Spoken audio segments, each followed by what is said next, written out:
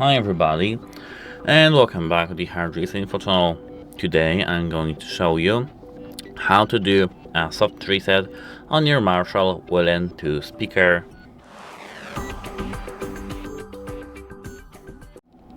So, to do a soft reset, first we have to take a look at the upside of our speaker.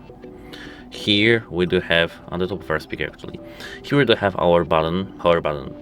To do a soft reset, we have to hold the power button until our speaker turns off, and now we have to wait 10 to 20 seconds. And after this period of time, we have to turn on our speaker back again.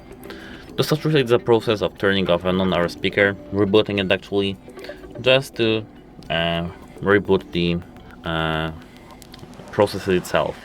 It should fix most of common problems, like for example Bluetooth pairing issues or just battery decay that doesn't work.